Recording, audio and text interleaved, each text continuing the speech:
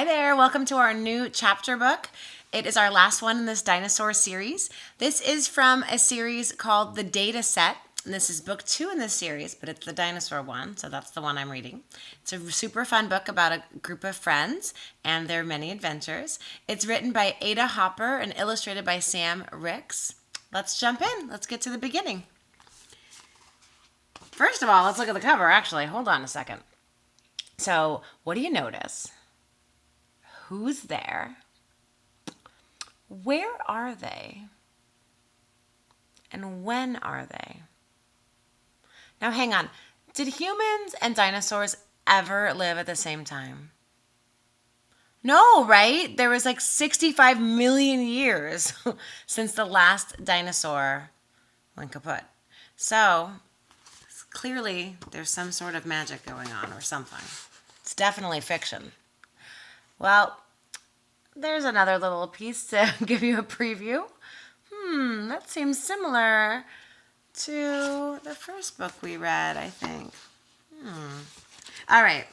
The data set. Danger, action, trouble, adventure. I guess that's what data stands for. Danger, action, trouble, adventure. And there's those friends. It looks like a T-Rex or maybe an Allosaurus. I don't know. We'll have to find out. Okay, so chapter 1 is called Blast to the Past, and chapter 2 is called A Jurassic Mistake, and chapter 3 is called Walking with Dinos. So I think we know what's happening. All right, chapter 1, Blast to the Past. I think we just jump right into the action. Here we go. Whoosh! A hot breeze rustled through the jungle tree leaves. Screech! A wild animal's cry echoed in the distance. Rumble. What was that? Laura Reyes whispered nervously. That was my stomach, said Cesar Garcia. I should have eaten a bigger breakfast. There's the 3 friends here. And then what is she thinking about? Can you see? The friends rolled their eyes, but another wild animal cry rang out, and Laura, Cesar, Gabriel Martinez, and Stego, the Stegosaurus, huddled closer together. Guys, said Gabriel, I do not think we're in Newtonburg anymore. Gabe was definitely right. These 3 whiz kids, known as the Data Set, were indeed no longer in their hometown of Newtonburg. The question was, where were they? Okay, let's retrace our steps from the beginning, said Laura.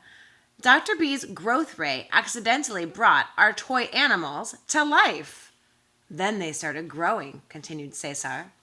Okay, let's see. There's a lot of illustrations in this book, so we got to really check it out. There they go. They get bigger, and they came to life. And it looks like they're running away. Maybe that's Dr. B right there? Let's find out. And we had to sneak them into the zoo, remembered Gabe, except for Stego. Oh, that must be what's in the first book, yeah? It'd be fun to check out. Yeah, Cesar chimed in. Dr. B was going to use his time machine to send Stego back in time. Then what happened? Laura asked. Where are we? Okay, so here we go. These are illustrations. Dr. B happened, Gabe said. I'll bet his time machine must have malfunctioned, just like the growth ray did. He accidentally sent us to a rainforest.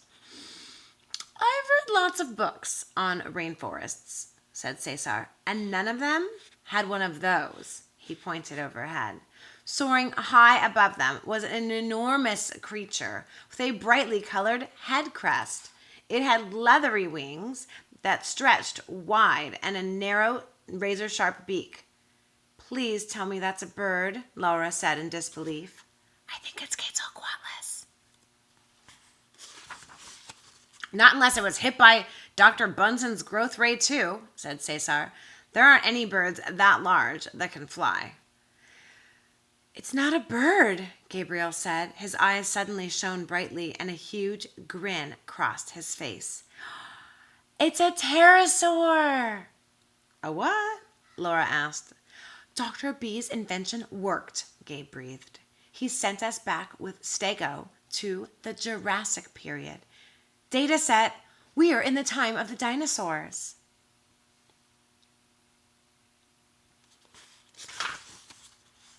Chapter 2, A Jurassic Mistake. Here's Dr. B.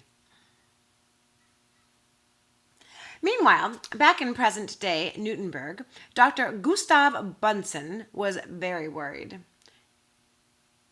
Data set, he called. But Gabriel, Laura, and Cesar were nowhere to be seen. Oh dear. Admittedly, he had forgotten to warn the three friends to stand back when he activated his time travel machine. But surely he hadn't. They must be hiding, the doctor assured himself. Very clever, my young friends. An amusing prank. You can come out now. Dr. Bunsen looked behind his molecular generator. No Gabriel. He checked underneath his UFO detector. No Laura. He opened the double doors of his oversized pantry. All the food was still there. No Cesar. Here are the places in his lab.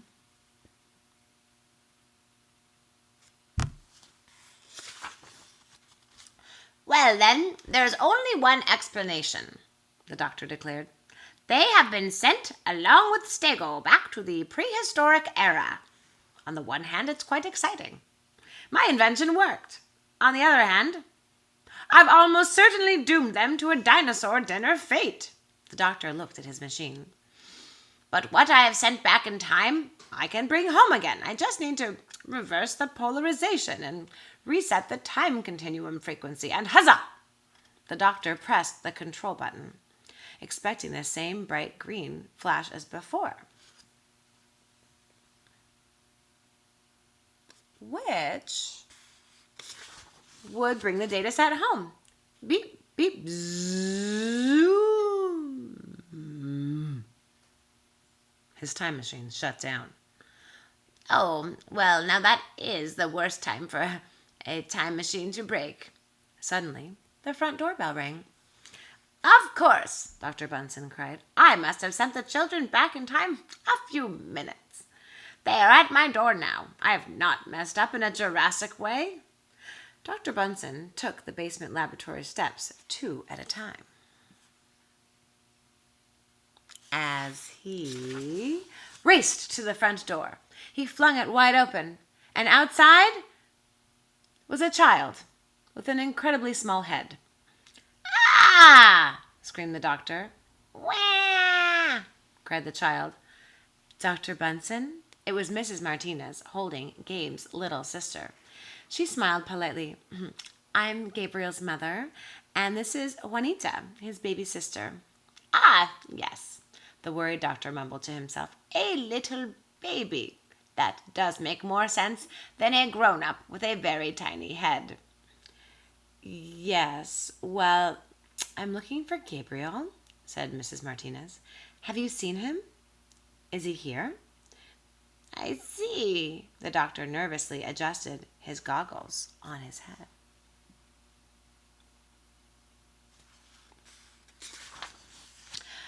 I'm afraid he's not here, at least not at this moment in time. Gabe's mother shook her head with a confused smile. Gabe mentioned you have a silly way of saying things. Well, as long as they're playing safely, just let Gabe know to be home in time for dinner. I have a special treat for him. The operative word there being safely, as it were. The doctor rubbed the back of his neck.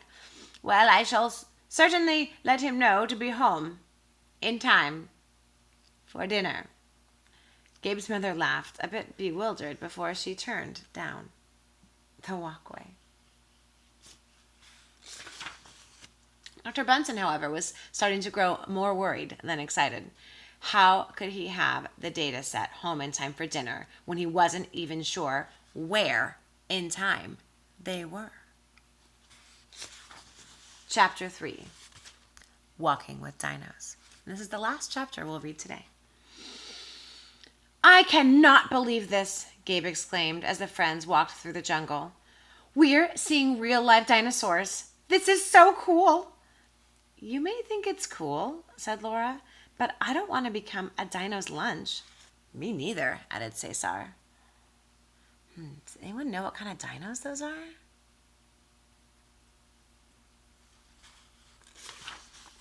Relax, guys, Gabe said with a confident grin. I know everything there is to know about dinosaurs. I'll make sure we stay clear of the dangerous ones. No sweat. It was true. Gabe was fascinated by dinosaurs. He knew which era each one lived in, what they liked to eat, and even which dinosaurs were not actually dinosaurs. Correcting his science teacher when she referred to a prehistoric reptile as a dinosaur was one of Gabe's favorite challenges. Look how big that insect is. Yeah, way back then, there were really, really large creatures, and some insects were way bigger than what humans are now. But how are we going to get home? Laura insisted. Where will we stay? What will we eat? Asked Cesar, suddenly alarmed. I'm not surviving on prehistoric bugs. Don't worry, Gabe replied with a ridiculously wide smile still plastered on his face. I'm sure Dr. B will find us. Maybe he even meant to send us back so we could help Stego find a nice herd of Stegosauruses to live with. Gabe patted the once mini Stegosaurus affectionately on the nose.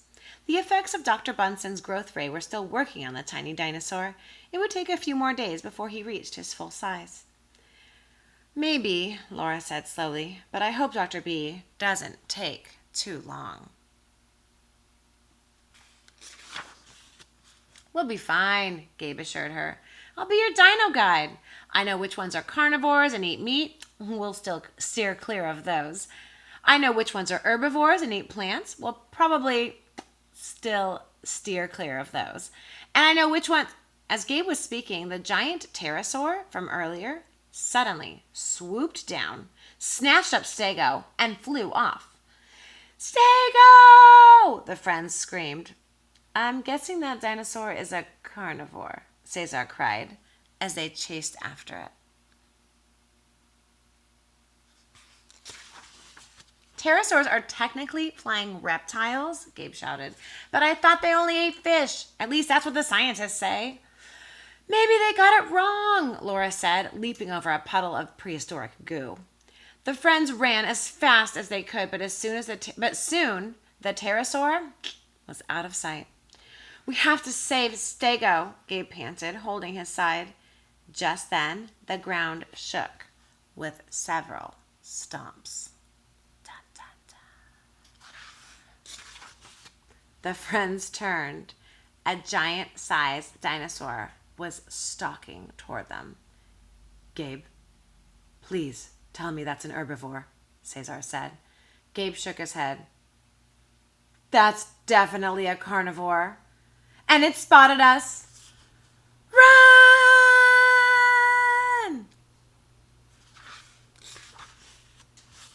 Well, I guess we'll have to find out what happens next in Chapter 4. What do you think will happen?